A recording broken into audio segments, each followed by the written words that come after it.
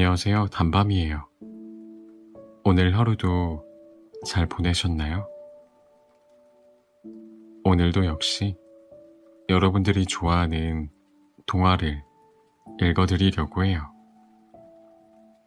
이번에도 재미있는 동화로 준비해봤으니 제 목소리 들으시면서 오늘 하루도 달달한 밤 보내셨으면 좋겠어요. 구독과 좋아요, 알람 설정도 해주실 거죠? 흰색 뱀. 아주 오래전에 한 왕이 살았다. 왕의 현명함은 온 나라에 잘 알려져 있었다. 그가 모르는 것은 아무것도 없다고 사람들은 수근거렸다. 가장 비밀스러운 일들에 대한 정갈이 바람을 타고 그에게로 전해지는 것 같다고 다들 속삭댔다. 그런데 왕에게는 참으로 기이한 버릇이 하나 있었다. 매일 점심때 식탁이 치워지고 난 뒤 옆에 아무도 없으면 그가 믿는 시종을 시켜 종지 하나를 가지고 오게 했다. 종지에는 뚜껑이 덮여 있어서 아무도 시종조차도 그 안에 무엇이 들어있는지 몰랐다. 왕은 혼자가 될 때까지 종지를 열지도 않았으며 그 안에 든 것을 먹지도 않았다. 그렇게 오랜 시간이 지난 어느 날 종지를 치우던 시종은 결국 호기심을 참지 못하고 종지를 자신의 방으로 가지고 갔다. 조심스럽게 문을 잠그고 뚜껑을 열어보니 안에는 흰 뱀이 들어있었다. 흰 뱀을 보고 시종은 먹어보고 싶다는 유혹에 사로잡혀 한 조각을 잘라내서 입안으로 가지고 갔다. 혀에 뱀 고기가 닿는 순간 그는 창문 앞에서 아름다운 목소리가 내는 기이한 소근거림을 들을 수 있었다. 시종이 창가로 다가가서는 귀를 기울여 보니 참새들이 서로 이야기를 나누고 있었다. 참새들은 들판에서 그리고 숲에서 자기들이 들은 모든 이야기를 제재거리며 주거니 받거니 했다. 뱀고기가 그에게 짐승들의 말을 알아듣는 능력을 부여한 것이다. 마침 이날 왕비는 가장 아름다운 반지를 도둑맞았다. 그리고 신뢰를 받아온 시종이 혐의를 쓰게 되었다. 왕과 왕비를 제외하고는 그만이 이 궁정 어디든 들어갈 수 있었기 때문이다. 왕은 시종을 불러다 놓고 엄청난 비난을 쏟아부었다. 만일 내일까지 범인을 데려오지 못한다면 유죄를 판단해 사형할 것이라고 으름장도 놓았다. 아무리 그가 자신은 무죄임을 탄원해도 소용이 없었고 여전히 왕은 같은 말을 되풀이할 뿐이었다. 불안과 공포 속에서 그는 궁정 뜰을 이리저리 거리며 어떻게 이 난관에서 빠져나올지 궁리하고 있었다. 오리들이 흐르는 물에 한적하게 나란히 앉아서는 부리로 깃털을 매끄럽게 닦으며 친근하게 이야기를 나누는 소리가 시종에게 들렸다. 그는 멈추어 서서 대화에 귀를 기울였다. 그들은 오늘 아침에 어디를 뒤뚱거리며 다녔는지, 어떤 좋은 먹이를 찾았는지에 대해 수다를 떨고 있었다. 그때 한 오리가 기분이 나쁜 듯 말했다. 속이 조금 더부룩해. 왕비의 방 창문 밑에 있는 먹이를 급하게 먹느라 반지까지 삼켰지 뭐야. 시종은 단박에 오리의 목을 잡아채어 부엌으로 들고 가서는 요리사에게 말했다. 당장 이놈을 잡아라. 이놈이 아주 통통하게 살이 올랐네. 요리사는 예 대답하고서는 손으로 대략 오리의 무게를 재었다. 이놈 먹는데 용 참 많이 썼네. 구워 먹기 딱 좋은데요. 진작 구이가 되었어야 했는데. 요리사가 오리의 목을 자르고 내장을 빼내자 위에서 왕비의 반지가 나왔다. 시종은 가뿐하게 자신의 무죄를 증명할 수 있었다. 왕은 죄 없는 시종에게 부당하게 혐의를 씌운 것이 미안해서 그의 소원 하나를 들어줄 것이며 그가 원한다면 궁정에서 가장 높은 명예직을 주겠노라 약속했다. 시종은 모든 제안을 거절하고 다만 말 한 마리와 여행 경비를 원한다고 말했다. 그는 세상 구경을 하며 한동안 여행을 하고 싶었다.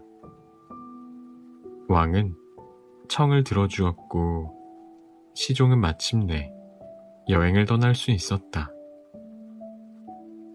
어느 날 그는 연못을 지나다가 갈대에 걸려 물속으로 돌아가지 못하는 물고기 3마리를 보았다. 사람들은 물고기가 말을 못한다고 하지만 시종은 그토록 비참한 죽음을 앞둔 물고기의 비탄을 들을 수 있었다. 시종은 살아있는 것에 대한 동정심이 많은 사람이었으므로 말에서 내려 물고기 3마리를 물속으로 풀어주었다. 물고기들은 기쁨으로 몸을 떨며 머리를 물 바깥으로 내밀고 외쳤다. 우리는 널 잊지 않을 거야. 언젠가 우리를 구해준 은혜를 갚을 거야. 시종은 계속 말을 타고 달렸다. 얼마가 지난 뒤 그는 발밑 모래 속에서 들리는 목소리를 감지했다. 귀를 기울여 들어보니 개미 왕이 불평을 터뜨리고 있었다. 저런 미혹한 짐승을 데리고 다니는 인간들이 우리를 비켜 지나갈 생각을 할 수 있다면 우둔한 말이 무거운 말발굽으로 내 신하들을 무자비하게 짓밟는단 말이다. 시종은 말을 돌길로 돌려서 개미들이 다치지 않게 해주었다. 개미 왕은 감사하며 머리를 숙였다. 우리는 널 잊지 않을 거야. 은혜를 갚을 거라고.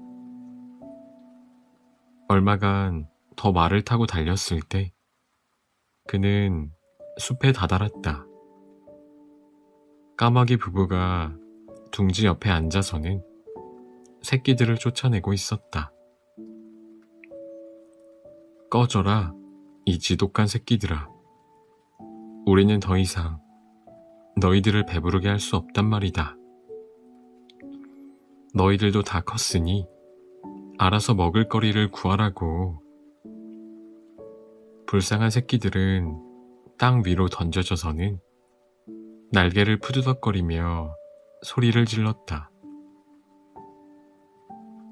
아직 다 자라지도 않았는데 우리더러 알아서 먹을 거리를 찾으라니요. 우린 아직 날 수도 없다고요.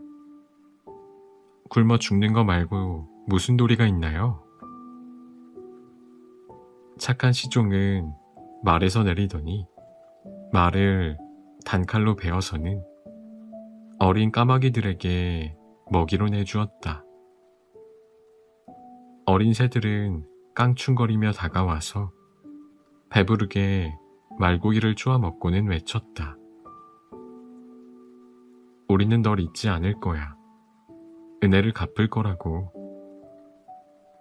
그때부터 시종은 걸어야만 했다. 한참을 걸었을 때 그는 큰 도시에 이르렀다. 거리는 시끄러웠고 사람들이 삼삼오오 모여 웅성거리고 있었다. 이윽고 말을 탄 전령이 와서는 왕의 정가를 큰 소리로 외쳤다. 공주가 신랑을 구하고 있다. 공주를 아내로 맞이하고 싶은 사람은 어려운 과제를 해결해야 하며 만일 그러지 못하면 목숨을 내놓아야 하리라. 공주를 본 시종은 그녀의 아름다움에 넋이 빠져 그만 모든 위험을 잊고 왕 앞에 나가서는 공주에게 청혼을 하겠다고 당당히 말했다. 그는 곧장 바다로 끌려갔다. 바닷가에 도착하자마자 왕은 시종이 보는 앞에서 금반지를 바닷속으로 내던진 뒤 반지를 건져 오라고 명령했다. 만일 반지 없이 물속에서 나온다면 너는 계속해서 바닷속으로 던져질 거야. 파도에 휩쓸려 죽을 때까지. 모두 젊은 시종에게 동정을 보내면서도 그를 혼자 바닷가에 남겨두고 가버렸다. 해변에 우두커니 서서 그는 어떻게 이 과제를 풀까 전전긍긍했다. 그때 불현듯 바다에서 물고기 3마리가 헤엄을 치며 다가왔다. 바로 시종이 목숨을 구해준 물고기였다. 가운데에서 헤엄치던 물고기의 입에는 조개가 물려 있었다. 물고기는 해변에 서 있는 시종의 발끝 가까이로 조개를 가지고 왔다. 시종이 조개를 주워서 입을 여니 그 안에 금반지가 들어있었다. 환호성을 지르며 그는 반지를 왕에게 가지고 갔고 왕이 그가 그렇게 원하는 공주를 신부로 주기로 염원했다. 자만심 강한 공주는 그러나 과제를 해결한 사내가 저와 동등한 계급이 아니라는 말을 듣고는 그를 업신여기며 2번째 과제를 풀 것을 요구했다. 그녀는 정원으로 내려가서 직접 10자루의 기장을 풀밭에다 흩뿌렸다. 이 기장을 내일 아침 해가 뜨기 전에 다 주워 모아야 해요. 한 알도 빠뜨려서는 안 돼요. 시종은 정원에 앉아서 어떻게 이 과제를 풀 수 있을지 궁리했고 그러나 아무런 방법도 떠올릴 수가 없었고 풀이 죽은 채 아침이 와서 죽음을 맞이하기만을 기다렸다. 하지만 첫 햇살이 정원을 비추었을 때 그는 기장으로 가득 찬 자루 10개가 일렬로 서 있는 것을 보았다. 자루 속에는 기장이 작은 알 하나도 빠짐없이 들어있었다. 개미왕이 밤에 수천의 개미들을 데리고 와서 온 힘을 다하여 자루의 기장을 모았던 것이다. 직접 정원으로 온 공주는 놀라움을 감추지 못한 채 시종이 과제를 해낸 것을 보았다. 하지만 여전히 그녀는 자존심을 버리지 못하고 말했다. 아무리 그대가 2가지 과제를 해결했다고는 해도 아직 내 신랑이 될 수는 없어요. 생명의 나무에 달린 황금 사과 하나를 내게로 가져오세요. 그러면 청혼을 받아들일게요. 시종은 생명의 나무가 어디에 있는지도 몰랐다. 그는 길을 나서서는 다리에 힘이 허락할 때까지 앞으로만 걸어가려고 했다. 생명의 나무를 발견할 희망은 눈꽃만큼도 없었다. 벌써 새 왕국을 지나고 저녁 무렵 숲에 다다랐을 때 그는 나무 밑에 앉아 조금 잠을 자두려고 했다. 그때 나뭇가지 사이에서 소리가 들리더니 황금사과 한 알이 그의 손으로 떨어졌다. 동시에 3마리의 젊은 까마귀가 날아와서는 그의 무릎에 앉더니 말했다. 우리는 내가 배 골룸에서 구해준 까마귀야. 이렇게 자라났어. 내가 황금사과를 찾았다는 소식을 듣고 바다를 건너서 세계의 끝으로 날아왔지. 그곳에 생명의 나무가 있거든. 그리고 사과를 따서 여기까지 왔어. 기쁜 마음으로 시종은 왕국에 도착해서는 공주에게 황금 사과를 주었다. 그녀는 이제 아무런 토도 달 수가 없었다. 둘은 생명의 사과를 나누어 먹었다. 그러자 공주의 가슴은 시종에 대한 사랑으로 꽉 차올랐다. 그들은 나이가 아주 많이 들 때까지 누구도 방해받지 못하는 행복 속에서 오래오래 살았다. 황금새. 옛날에 한 왕이 살았다.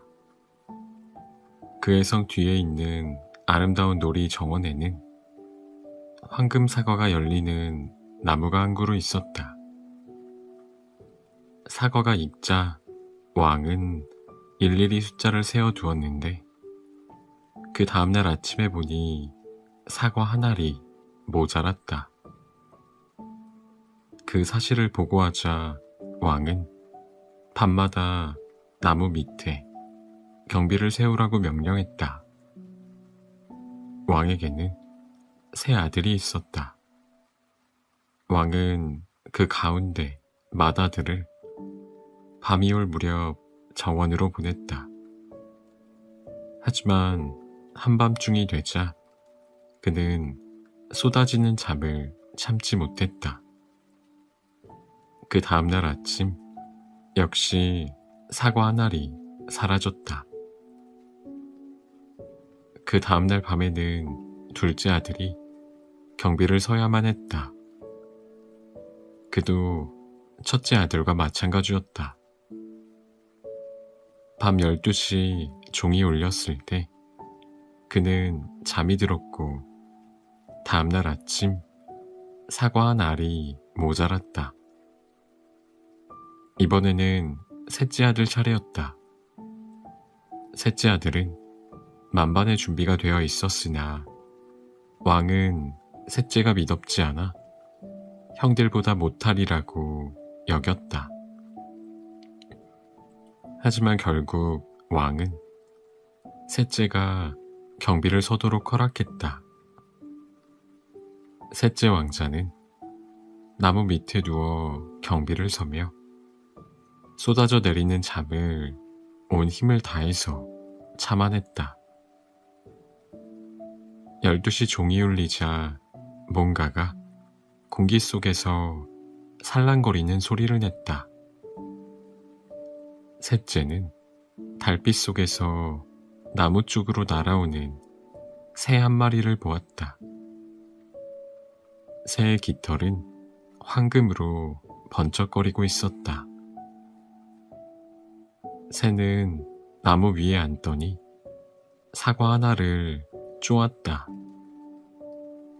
그때 셋째가 새를 향해 화살을 쏘았다. 새는 겨우 달아났지만 화살은 깃털을 맞췄고 황금 깃털 하나가 땅으로 떨어졌다. 셋째는 그것을 주워서는 다음날 아침 왕에게로 가져갔다. 그리고 지난 밤 그가 본 것에 대해 보고를 올렸다. 왕은 자신의 신하들을 불러 모아서 의견을 물었다. 조언자들은 이 깃털 하나가 왕국 전체보다 값이 더 나갈 것이라고 입을 모았다. 이 깃털이 그렇게 값비싸다면 하나만으로는 충분치 않다. 나는 이 새를 통째로 가져야겠다. 큰아들이 길을 나섰다. 그는 자신의 현명함을 믿어 의심치 않았고 곧 황금새를 찾으리라고 확신했다. 얼마간 길을 걸었을 때 그는 숲 가장자리에 앉아있는 여우 한 마리를 보았다. 첫째는 곧 총을 끄집어내어 여우를 겨냥했다. 여우가 애원했다. 날 쏘지 마. 내가 유익한 조언을 들려줄 테니. 황금새를 찾아가는 길이지. 너는 오늘 밤 한 마을에 도착할 거야. 그 마을에는 두 개의 주막이 마주보고 있을 거고 그 중 하나는 불빛이 밝고 흥겨움으로 가득할 거야. 하지만 그곳으로는 가지 마. 좀 허름하게 보이더라도 다른 집으로 가. 참나, 멍청한 짐승이 내게 올바른 조언을 할 수 있겠냐고. 첫째는 비웃으면서 총으로 여우를 쏘았지만 맞히지는 못했다. 여우는 꼬리를 쭉 뻗고는 재빨리 숲속으로 도망갔다. 첫째는 계속 길을 갔고 저녁 무렵 한 마을에 도착했다. 두 주막이 마주보고 서 있는 마을이었다. 한 주막에서는 노랫소리가 크게 들리고 사람들이 그 안에서 뛰고 구르며 즐겁게 즐기고 있었다. 다른 한 주막은 허름하고 어두침침해 보였다. 내가 바보냐? 저런 거지 같은 주막을 가기에. 이렇게 좋은 주막을 내버려 두고 말이야. 그래서 첫째는 재미나 보이는 주막으로 갔고 그 안에서 흥청망청 노느라 새와 아버지 그리고 모든 좋은 가르침을 깡그리 잊어버렸다. 시간이 지나가도 큰아들이 집으로 돌아오지 않자 둘째가 길을 떠나 황금새를 찾기로 했다. 첫째처럼 둘째도 길에서 여우를 만났고 좋은 조언도 들었지만 눈길 한번 주지 않았다. 둘째는 두 주막까지 갔다. 형이 환성이 흘러나오는 첫 번째 주막의 창가에 서서 그를 불렀다. 둘째는 유혹을 이겨내지 못하고 오직 마음이 끌리는 대로 그곳에서 흥청거렸다. 다시 시간이 갔다. 막내도 길을 떠나서 자신의 운을 시험해보고 싶었으나 아버지는 허락하려 하지 않았다. 아무 소용없어. 막내는 제 형들보다도 못할 거야. 무슨 문제라도 생긴다면 어떻게 처신해야 할지 알지도 못할걸? 제일 모자란 녀석이니. 왕은 그렇게 생각했으나 아들이 계속 성화를 하자 떠나라고 승낙하고야 말았다. 이번에도 숲 앞에 여우 한 마리가 앉아 있다가 셋째에게 살려달라고 애원했더니 좋은 조언을 해주겠다고 했다. 막내는 마음씨가 좋았다. 불안해하지 마, 여우야. 내게 아무 해도 끼치지 않을 테니. 나를 살려준 것을 후회하지 않을 거야. 더 빨리 도착할 수 있게 내 꼬리 위에 올라타렴. 그가 꼬리에 올라타자마자 여우는 달리기 시작했다. 돌과 나무 등걸을 지나 바람 속에서 머리카락이 휘파람을 불 만큼 빠른 속도로 달렸다. 마을에 도착하자 여우는 막내를 내려주었다. 막내는 여우의 층고를 따라서 한눈을 팔지 않고 허름해 보이는 여관으로 들어가 편안하게 하룻밤을 잤다. 그 다음날 아침 들판에 이르러 보니 여우가 이미 앉아서 막내를 기다리고 있었다. 내가 앞으로 어떻게 해야 하는지 일러주려고 왔어. 그냥 곧장 가기만 해. 그러면 어떤 성에 도착할 거야.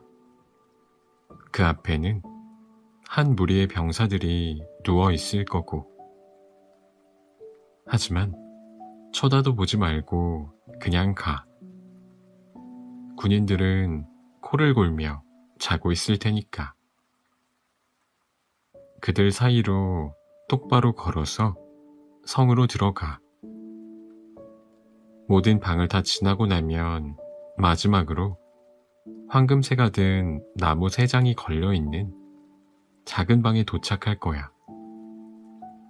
그 옆에는 금으로 만든 빈 3장이 있을 거고. 하지만 새를 허름한 3장에서 끄집어내서 화려한 3장에 넣지는 마. 그렇게 했다가는 내게 좋을 게 하나도 없을 테니 조심하라고. 그 말을 한 다음 여우는 다시 꼬리를 길게 뻗었고 막내는 그 위에 앉았다. 돌과 나무 등걸을 지나 바람 속에서 머리카락이 휘파람을 불 만큼 빠른 속도로 여우는 달렸다. 성에 다다르니 모든 것이 여우가 알려준 그대로였다. 그는 황금새가 든 나무 3장이 걸려있는 방에 도착했다. 황금새장은 그 옆에 있었고 황금사과 3알이 방 안에서 뒹굴고 있었다. 이렇게 아름다운 새를 평범하고 허름한 3장에 넣어두다니 얼마나 어울리지 않는가 하는 마음이 막내에게 그만 생겨나고 말았다. 그는 3장을 열어서는 새를 끄집어내어 황금 3장에 넣어버렸다. 그때였다. 새가 귀청을 찢을 듯한 비명을 지르기 시작했다. 그 소리에 군인들이 깨어났고 방 안으로 밀려들어와 막내를 잡아서는 감옥에 가두어 버렸다. 그 다음날 그는 법정에 세워졌고 모든 것을 시인했으므로 사형 선고를 받고 말았다. 하지만 왕은 조건 하나를 달고 그를 사면해 주겠다고 했다. 만일 그가 바람보다 더 빠르게 달린다는 황금 말을 데리고 온다면 그를 살려줄 뿐만 아니라 황금 새까지 선사하겠다는 것이었다. 막내는 길을 나섰지만 슬픔에 잠겨 한숨을 내쉬었다. 어디에서 황금 말을 찾는단 말인가? 그때 여우가 나타났다. 여우는 길 위에 앉아 있었다. 그것 봐. 내 말 듣지 않아서 이런 일이 생긴 거야. 하지만 걱정하지 마. 내가 너를 돌봐줄 테니. 어떻게 황금말이 있는 곳으로 갈 수 있는지 알려줄게. 이대로 곧장 가. 그러면 마국간에 황금말이 서 있는 성에 도착할 거야. 마국간 앞에는 말을 돌보는 이들이 누워 있을 거고, 하지만 코를 골며 자고 있을 테니 너는 아무 문제 없이 황금말을 데리고 나올 수 있어. 하지만 명심해. 말 위에 허름한 나무와 가죽으로 된 안장을 올려주어야 해. 그 옆에 있는 황금 안장 말고. 그러지 않으면 어려운 일을 당하게 될 거야. 그 말을 한 다음 여우는 꼬리를 내밀었고 막내는 그 위에 앉았다. 돌과 나무 등걸을 지나 바람 속에서 머리카락이 휘파람을 불 만큼 빠른 속도로 여우는 달렸다. 모든 것이 여우가 말한 대로였다. 막내는 황금말이 서 있는 마국간에 도착했다. 하지만 허름한 안장을 말 위에 얹으려니 망설여졌다. 이렇게 멋진 놈에게 허름한 안장을 얹어주다니. 이건 말도 안 돼. 이놈에게 걸맞은 안장을 주어야지. 하지만 황금 안장이 몸에 닿자마자 황금말은 큰 소리로 힝힝거리기 시작했다. 마국간을 돌보는 이들이 깨어나 막내를 잡아서는 감옥에 던졌다. 그 다음날 아침 법정에서 막내는 사형 선고를 받았다. 하지만 왕은 사면을 해주겠다고 약속했으며 덤으로 황금 말까지 선물하겠다고 했다.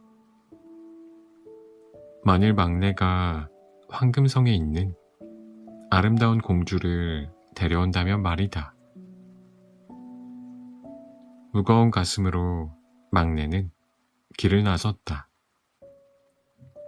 다행히도 그는 신실한 여우를 다시 만나게 되었다. 내가 불행하든 말든 내버려 두어야 하지만 불쌍하니 한 번만 더 도와주마.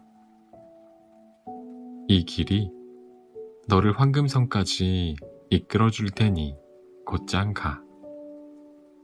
저녁이면 성에 도착할 거다. 모두가 잠이 드는 밤이 되면 공주는 목욕을 하기 위해 목욕탕으로 갈 거야.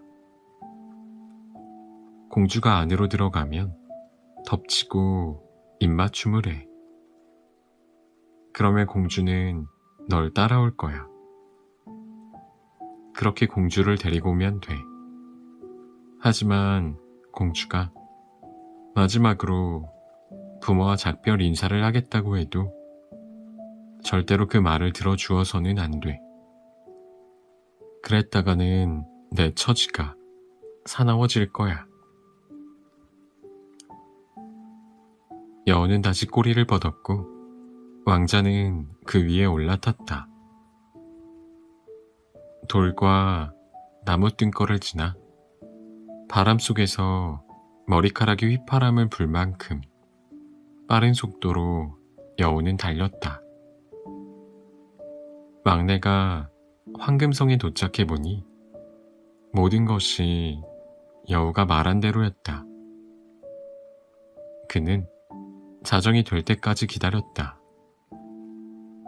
모든 이들이 깊이 잠이 들고 아름다운 공주가 목욕탕으로 향했을 때 그는 공주를 덮쳐 입맞춤을 했다. 공주는 그와 함께 기꺼이 가기는 하겠지만 그 전에 부모에게 작별 인사를 하게 해달라고 눈물을 흘리면서 애원했다. 막내는 처음에는 그 청을 거절했으나 공주가 더 서럽게 눈물을 쏟으며 무릎을 꿇고 간청하자 어쩔 수 없이 공주의 소원을 들어주었다. 공주가 아버지의 침대 곁으로 가자마자 아버지와 성의 모든 이들이 깨어났고 막내는 체포되어 감옥에 갇혔다. 그 다음날 아침 왕은 그에게 말했다. 내 목숨은 이제 끝이다. 하지만 내가 이 창문 앞에 서 있는 산을 허문다면 자비를 얻게 될 거야. 이 산 때문에 저 너머를 볼 수 없거든. 내가 8일 안에 이 일을 해낸다면 내 딸을 주겠다. 막내는 쉬지 않고 흙을 파고 삽질을 했다. 7일이 지났지만 산은 한 귀퉁이도 허물어지지 않았다. 막내는 슬펐고 모든 희망을 잃고는 망연자실했다. 그런데 그날 저녁에 여우가 나타났다. 내가 너를 돌보아 준 게 다 헛일이구나. 가. 그리고 조금 잠을 자두렴. 내가 너를 위해 이 일을 해줄 테니. 그 다음날 아침 막내가 일어나서 창문 너머를 바라보았을 때 산은 감쪽같이 사라지고 없었다. 막내는 기쁨에 넘쳐 왕에게로 가서는 제시한 조건을 이행했노라 보고했다. 왕은 약속을 했으므로 그 말을 지켜야 했고 딸을 막내에게 주어야만 했다. 그렇게 둘은 함께 길을 떠났다. 오래 지나지 않아서 신실한 여우가 그들에게로 왔다. 가장 좋은 걸 가지긴 했지만 황금성에서 온 공주에게는 황금말이 어울리지. 황금말을 어떻게 차지할 수 있지? 먼저 너를 황금성으로 보낸 왕에게 공주를 데리고 가. 왕은 기뻐서 어쩔 줄 몰라 할 거야.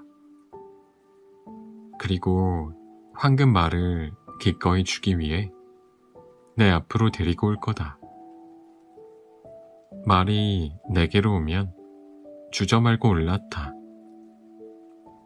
그리고 작별 인사를 하며 모두와 악수를 하고 마지막으로 공주에게 손을 내밀어. 공주의 손을 잡으면 한 번에 공주를 끌어올려서 말에 태우고 얼른 도망가. 누구도 황금말을 따라오지 못해. 말은 바람보다 빠르거든. 다행히도 모든 것이 여우가 말한 대로 이루어졌고 막내는 공주를 황금 말에 태우고 달렸다. 여우는 계속 그에게 조언을 했다. 이제 내가 황금새를 얻도록 도와줄게. 황금새가 사는 성 가까이에 도착하면 공주를 말에서 내리게 해. 내가 공주를 보호할게. 너는 황금 말을 타고 성의 마당으로 가. 황금 말을 타고 들어오는 너를 보면 사람들은 기뻐하면서 내게 황금새를 데리고 올 거야. 새장을 손에 넣자마자 말을 타고 도망쳐. 그리고 우리에게로 와서 공주를 데리고 가. 이 일이 성공하자 여우는 막내에게 말했다. 이제 내 도움에 대한 보답을 해야 해. 내가 뭘 해주면 좋겠니? 우리가 저 숲에 도착하면 날 총으로 쏘아서 죽여. 그리고 내 머리와 발을 잘라줘. 그게 보답이라고? 그런 일을 나는 절대로 할 수 없어. 그렇다면 난 너를 떠날 수밖에 없어. 떠나기 전에 충고 하나 더 해줄게. 2가지를 조심해야 해. 교수대에 걸린 고기를 사지 말고 우물 가장자리에는 앉지 마. 그 말을 끝으로 여우는 숲으로 사라졌다. 정말 이상한 놈이야. 그런 괴상한 망상을 품다니. 누가 교수대에 걸린 고기를 산담? 그리고 우물 가장자리에 앉는 일은 꿈조차 꾸지 않았는데. 그런 생각을 하면서 그는 공주를 말에 태우고 달렸다. 길은 다시 형들이 머무르고 있는 마을로 그를 이끌었다. 그곳에는 많은 사람들이 모여 있어 북적이고 시끄러웠다. 무슨 일이냐고 막내가 물으니 사람들은 2 남자가 교수형에 처해질 것이라고 대답했다. 가까이 다가가 보니 2 형이 바로 사형수였다. 형들은 온갖 악행을 저지르며 가지고 있던 모든 것을 탕진한 듯했다. 막내는 그들을 풀어줄 수 없냐고 물었다. 돈을 낸다면야. 하지만 저렇게 나쁜 놈들에게 돈을 쓰려고? 막내는 더 생각하지도 않고 돈을 지불했다. 그들이 풀려나고 난 뒤 모두 함께 길을 떠났다. 그들은 여우를 처음 마주쳤던 숲에 도착했다. 숲은 서늘하고 편안했다. 해가 뜨겁게 달아올랐으므로 2 형은 말했다. 우리 우물 옆에서 조금 쉬다 가자. 먹고 마시기도 하고. 막내도 찬성했다. 이야기를 나누는 동안 그는 여우의 충고를 잊어버리고 우물가에 앉고 말았다. 어떤 사악한 의도도 알아차리지 못했다. 2 형은 그를 우물 안으로 밀어버렸고 공주와 말 그리고 새를 빼앗아서는 집으로 향했다. 황금새만 가져온 게 아니에요. 아버지, 황금말 그리고 황금성에서 온 공주도 데리고 왔답니다. 아버지는 기뻐했으나 말은 아무것도 먹지 않았고 새는 노래하지도 않았으며 공주는 앉아서 울기만 했다. 그러나 막내는 죽지 않았다. 우물은 다행히도 말라 있었고 부드러운 이끼 위로 떨어져서 다치지도 않았다. 하지만 다시 우물 바깥으로 나올 수가 없었다. 이 불운의 순간에도 신실한 친구인 여우는 잊지 않고 막내에게로 뛰어왔다. 그리고 충고를 잊어버린 그를 꾸짖었다. 하지만 널 그대로 둘 수는 없어. 다시 우물에서 나오도록 도와줄게. 여우는 막내에게 꼬리를 잡고 단단히 붙들라고 하고는 그를 공중으로 끌어올렸다. 너는 아직 모든 위험에서 벗어난 게 아니야. 내 형들은 내가 죽었다는 사실을 확인하지 못했기 때문에 숲 군데군데에 경비원들을 풀어놓았어. 내가 나타나면 그들은 널 죽일 거야. 마침 어느 가난한 남자가 길 위에 앉아 있었다. 막내는 옷을 그 남자와 바꾸어 입고 왕의 궁정에 도착했다. 아무도 그를 알아보지 못했으나 새는 다시 노래하기 시작했고 말은 다시 먹기 시작했으며 공주는 울기를 그쳤다. 왕이 이상하게 생각하고는 물었다. 이게 무슨 일이냐? 공주가 대답했다. 저도 몰라요. 그렇게 슬펐는데 이제는 이렇게 기쁘네요. 꼭 내 진짜 신랑이 다시 돌아온 것처럼요. 두 형은 입만 뻥끗해도 죽이겠다고 공주를 위협했으나 그녀는 있었던 모든 일을 왕에게 들려주었다. 왕은 궁정에 있는 모든 사람들에게 모이라고 명령했다. 그러자 막내도 왔다. 넉마를 걸친 가난한 남자로 나타났지만 공주는 금방 막내를 알아보고 달려가서 그를 껴안았다. 사악한 두 형은 붙잡혀서 사형을 당했고 막내는 공주와 결혼해서 왕의 후계자가 되었다. 그런데 불쌍한 여우는 어떻게 되었을까? 오랜 시간이 지난 어느 날 막내는 숲으로 산책을 나갔다가 여우를 만났다. 너는 내가 원하던 모든 것을 가졌구나.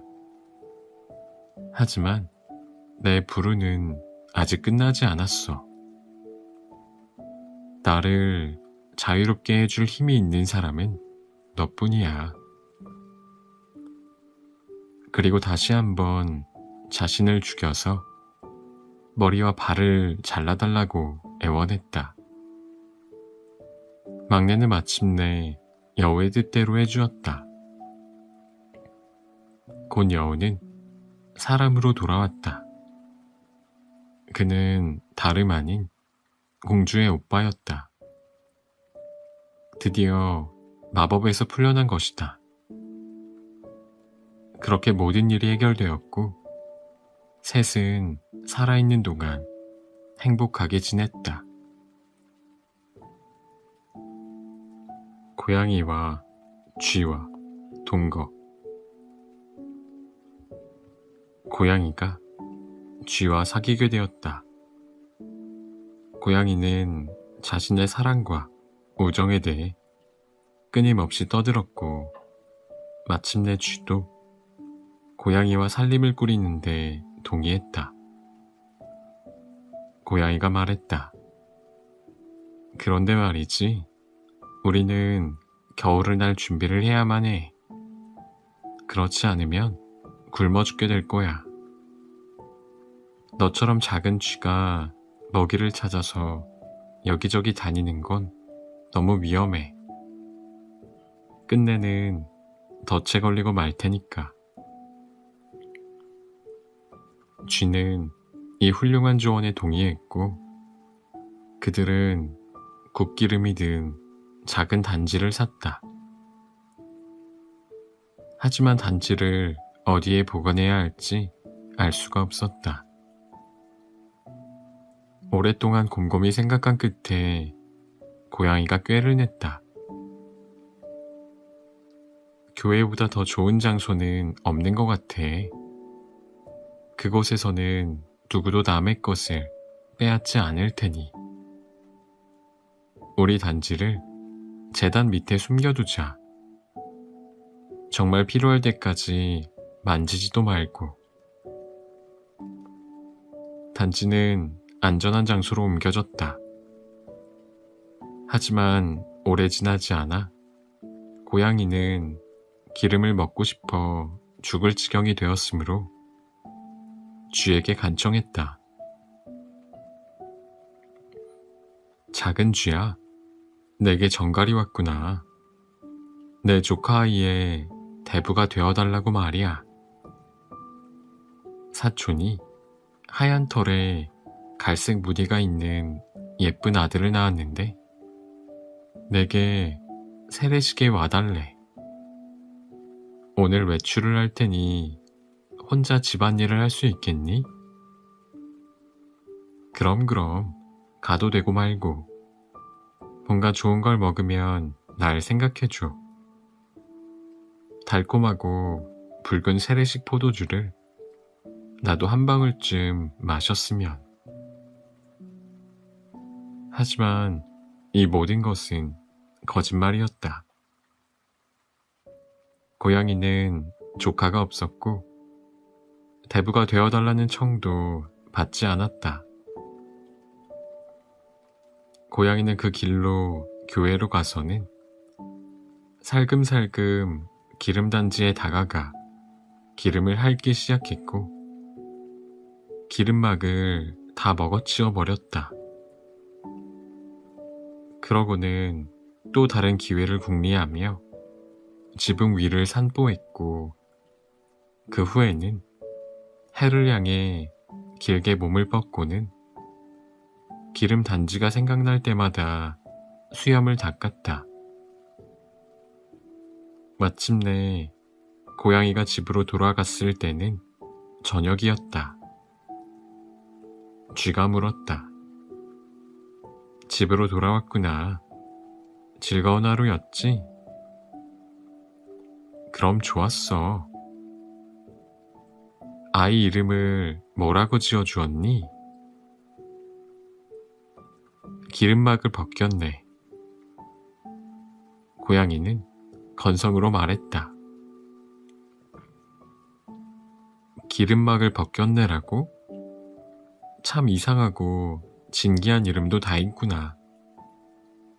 내 집안에서 자주 지어주는 이름이니? 더 심한 이름도 있는걸? 내 대부 이름인 빵 부스러기 도둑보단 낫다고. 얼마 지나지 않아 다시 고양이는 기름이 먹고 싶었다.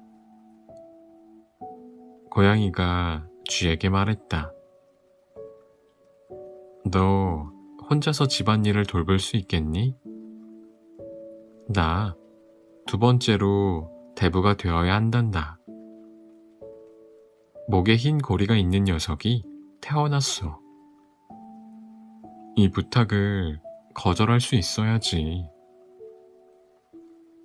마음 좋은 쥐는 다시 승낙했다. 하지만 고양이는 도시의 장벽 뒤로 숨어들어서는 교회로 갔다. 그리고 기름단지에 든 기름을 반이나 먹어치웠다. 직접 먹어보는 것보다 더 맛있는 건 없지. 고양이는 이렇게 생각했고 오늘 일이 무척이나 만족스러웠다. 고양이가 집으로 돌아왔을 때 쥐가 물었다. 아이에게 무슨 이름을 지어주었니? 반은 없앴네. 반은 없앴네? 그런 이름은 내 평생 들어본 적도 없어. 성인 달력에도 없을걸? 내기에도 좋아. 고양이는 곧 다시 그 맛있는 기름을 생각하며 침을 질질 흘렸다. 모든 좋은 일은 3번 일어나나 봐. 나 다시 대부가 되어달라는 청을 받았어. 이번에는 아주 새까만 놈인데 발만 하얗다고 하더라. 발 말고는 몸뚱이에 하얀 털이 한 올도 없다는군. 그런 털을 가진 고양이는 몇 년 동안 한 번 태어날까 말까 하대. 나 다녀와도 될까? 기름막을 벗겼네. 반은 없앴네. 정말 이상한 이름이야. 생각 많이 하게 만드네. 넌 하루 종일 진회색 털코트를 입고 머리채를 길게 늘어뜨린 채 집에만 앉아 있잖아. 그게 널 예민하게 만드는 거야. 이래서 낮에는 집에만 있으면 안 된다고. 쥐는 고양이가 없는 동안 집 안을 치우고 정리정돈을 했다. 하지만 군것질을 좋아하는 고양이는 단지에 든 기름을 다 먹어치웠다. 다 먹어치워야 더 먹을 생각이 없어지지. 고양이는 중얼거리며 부른 배를 안고 밤이 되어서야 집으로 돌아왔다. 곧바로 쥐는 고양이에게 3번째 아이의 이름을 물었다. 이 이름도 내 마음에 들지 않을 거야. 다 없앴네야. 다 없앴네. 세상에, 이건 내가 들어본 이름 가운데 제일 이상한 이름이네. 글자로 쓰인 건 아직 한 번도 본 적이 없으니. 아니, 그 이름 뜻이 뭐야? 쥐는 고개를 저으며 몸을 오그리고는 잠자리에 들었다. 그 다음부터는 누구도 고양이를 대부로 부르지 않았다. 겨울이 다가오고 바깥에서 아무런 먹을 것을 찾을 수 없어지자 쥐는 저장해 놓은 기름을 떠올렸다. 와, 고양이야. 우리가 저장해 놓은 기름단지를 찾으러 가자. 맛있을 거야. 그럼 내 섬세한 혀를 창문 바깥에 내놓고 공기를 맛보는 것처럼 맛있을 거야. 둘은 길을 나섰다. 교회에 도착했을 때 단지는 그 자리에 있었지만 단지 속에는 아무것도 들어있지 않았다. 쥐가 말했다. 아이고, 이제야 무슨 일이 있었는지 알겠네. 오늘에야 내가 얼마나 진정한 친구인지 밝혀졌구나. 내가 다 먹어치웠지? 대부로 선다면서. 처음에는 기름막을 벗겼네. 반쯤 없앴네. 그 다음... 조용히 해. 한마디만 더 하면 너를 잡아먹을 거야. 다 없앴네. 불쌍한 쥐는 이 말을 입 밖으로 내고 말았다. 고양이는 한달음에 쥐 앞으로 튀어서는 쥐를 잡아 입안으로 넘기고 말았다. 자, 보라고. 세계는 이렇게 움직인다니까.